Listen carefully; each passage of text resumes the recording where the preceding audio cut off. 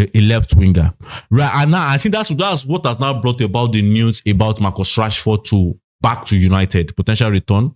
We don't know how true that news is, but I will just give my own take on it, really, because I think one of the last episodes I talked about Greenwood, and I gave my opinions on that. For Marcus Rashford, I think it's the same thing I've always said. We know why Marcus Rashford left Manchester United. It wasn't because of any witch hunt. It wasn't because of any bad behavior in terms of maybe this being rude to the manager or what have you, or I think it's just the fact that for Marcus Rashford, for no reason that I can point to. Definitely there are reasons, but I can't point to any of the reasons.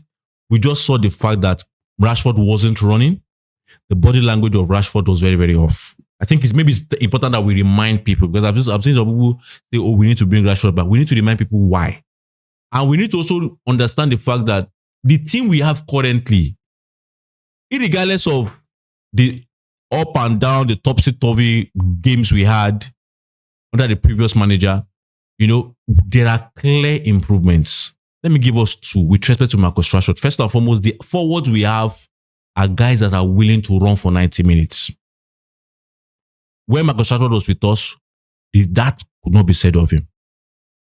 Sometimes teams, I remember games, nice. I'm saying it, I remember games that are popping up in my eyes. One was even against Newcastle at Old Trafford, but many other games like that, where teams trying to build up knew that the best place to build up through us was on the right hand side of their build up, because if Marcus Rashford was there, that wasn't 100% committed. We need a team that is 100% committed.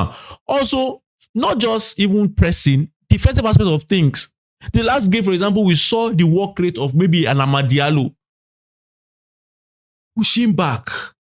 When you see our team, this team that we are so happy about, they've made progress in the sense of, for example, defensive transitions was very bad. In terms of what I mean defensive transition. What I mean by that is when we lose the ball, sometimes we're not quick enough, or we don't have the desire enough to track back and defend.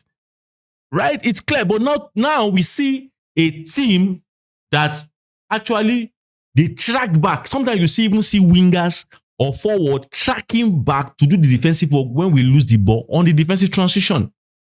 When Marcus Rashford was there, we could not trust Rashford to track back.